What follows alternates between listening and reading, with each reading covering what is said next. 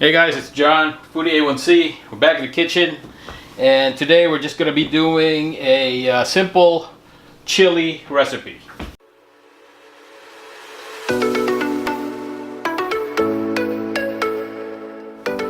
I say simple because this is going to be an all-meat chili recipe, meaning there's no beans, right? But we are going to be using some aromatics like garlic, onions. And for the chili recipe, we can't forget the chili, right? And for this recipe, I will be using some Serrano peppers. I'll probably slice this up into little pieces and then put in the rest as like chunky. So this is going to be chunkier than what a normal chili would be. You know, for the meat, we're going to be using some ground beef. So we have our ground beef right here, but we're also using, and I'll be slicing these into cubes. Some leftover beef chuck roast that I used before in a previous recipe, and so let's get going. So I got our aromatics chopped up. We got our garlic, onions, so 1 whole onions, a few cloves, like half a garlic, and as you can see over here on the right, on the left hand side over here is actually a slow cooker. I was going to use the slow cooker today, but I couldn't. I wasn't home earlier. We went out, and I was really hoping to start this up in the morning, but I couldn't. So we'll leave that slow cooker for another recipe. Since this is chili, we're going to be using a lot of tomato products, such as tomato sauce. I'm also using crushed tomatoes to make the sauce of the chili a little more thick, and I may also use some tomato paste depending on how what the consistency comes out. If it's too watery, then I'll probably add the tomato paste or a little bit of it. So also, because this is chili, we're going to be using some chili powder, and you can get these at your local grocery stores. We're also going to be using cumin. Cumin gives a very, very good aroma, and it also gives a little bit of like a sour, lemony flavor. And I may also use some onion powder, and I have a lot of these. I seem to have like two of each, but that's basically what the recipe calls for. So let's go ahead and warm up our pot here, and what we're going to be using is this part. And what we're going to do is we will be sauteing the garlic, the onions, also cooking the beef, and as the ground beef kind of cooks down, I will be chopping up or cutting up some of the beef chuck roast into little cubes, and then once I'm done with that, we'll add it into the pot as well. Alright guys, why don't we go ahead and start cooking. So let us throw some of the garlic in here, some of the onions,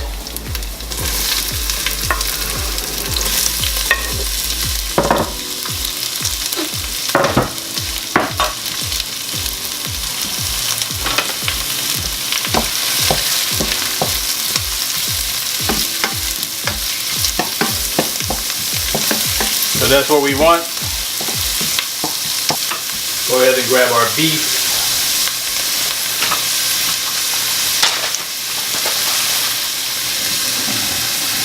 Crumble it in there. It doesn't have to all be little pieces or ground up pieces. There could be like little meatballs in there as well if you want. And again, we want it a little chunky. This is a hearty meal. This is a hearty dish.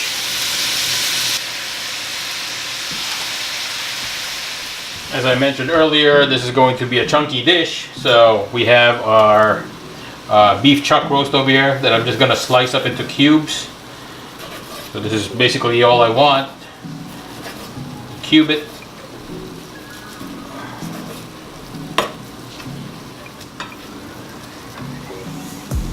Go ahead and add it in to the pot.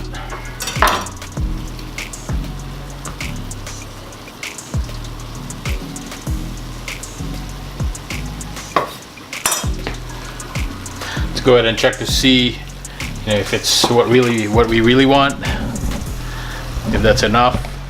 Actually, that's not bad. That's not bad. I may not even include the rest.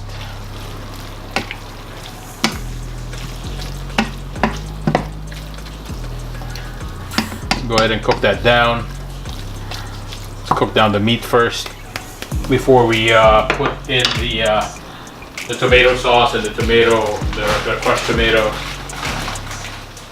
Alright, since that seems to be cooking down pretty well, I'm going to go ahead and open up this can of crushed tomatoes, and I'm just going to dump this whole thing in there. So let's go ahead and open this up first. So there's my crushed tomatoes, and I'm just going to throw this whole thing in here. So if you look at the consistency of the crushed tomatoes, it's not very watery. It's actually pretty thick. As you can see, I'm going to go ahead and just stir that in, fold that in, and this is going to thicken up a little bit more as it cooks. So what I'm going to do right now is I'm actually going to go get some of the, I'm going to get some tomato sauce. I'm just going to add that in as well. Okay guys, I think we got a good consistency. About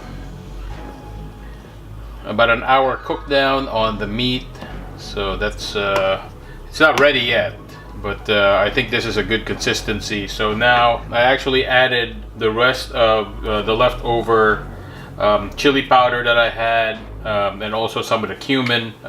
It looks like I was running low, so thank goodness I've had, I have some reserves. So I'm going to go ahead and open some, and add some of the some more cumin. I really love cumin. I love the kind of like the citrusy aroma that it gives the dish, and also the chili, which is paramount. I guess this is the most important spice or spice mix. It's actually a spice mix. Add a little bit more into this mixture. Again, everything is to taste, guys. I love spicy food. If you haven't noticed yet, I love spicy food. So these spices are actually, this is a little spicy, but not, it doesn't really give a kick. That's why we need to add, the chili peppers, the Serrano peppers that I showed you earlier. But right now, actually, if I taste it, it tastes pretty good. It still needs to cook down, to the flavors. What you're looking for is the flavors need to develop a little bit more. So give that a little taste. It's chili. It does have a little bit of spiciness to it, but again, it's not so spicy that you can't, for some people that could be okay. That could be okay right there. But you know me, guys, again, I love spicy food, so I'm going to add my fresh peppers. So I have my pepper right here, my Serrano pepper. It looks a little wilted because these actually came from California. And what happens is when I bring them back here to the East Coast, to New Jersey, I'll keep some in the fridge for a little bit, and then they do go bad pretty quickly. So what I usually do is I freeze them. And when you freeze them, it starts to wilt, I guess, from the inside. But they're perfectly fine. Just give them time to thaw. It gets a little watery when you do freeze it, but that's fine. That's perfectly fine. The taste is still there. The spiciness doesn't go away. And again, it's a good way to preserve them if you're not going to use them for a long time. Is just freeze it. So we have the pepper in the mix, and we're just going to give that a little. I think as far as the level of spice, the heat level, I think we're there. So in case you're wondering what we usually eat this with, guys, So you can eat this. You can eat chili like a soup, right? You can eat it just like that, and either eat it with crackers. A lot of people like to eat it with crackers. And I personally love eating chili with cornbread. Cornbread and chili just go together so well. Before you eat the chili, actually, it's a good idea if you have, and it makes a big difference when you eat it, especially if you don't like, if you don't like too spicy, the food too spicy. Throw some sour cream on it, like just a dollop, like a teaspoon or so, and eat it with sour cream. It actually tastes good. And also, the plan was for this dish, we were gonna have some chili dogs. So later on, I do have some hot dogs, and we're gonna cook up some hot dogs. And this is going to, instead of putting ketchup on the hot dog, this is going to be the topping. So I will show you that later on when it's ready. So a little longer than a few minutes later. So guys, we're ready to eat. The hot dogs are cooked. The chili is cooked, but I still wanna cook it down a little bit more. But you can eat it now. It's going to be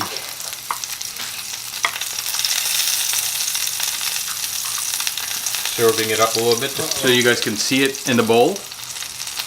That is Foodie A1C's all meat chili. Here. I'm almost done with my hot dog, or my chili dog. So thank you guys for watching. I hope you enjoyed this recipe. Pretty simple, right? If you have your own chili recipe, please do share it with me. Especially if you have an all meat chili recipe.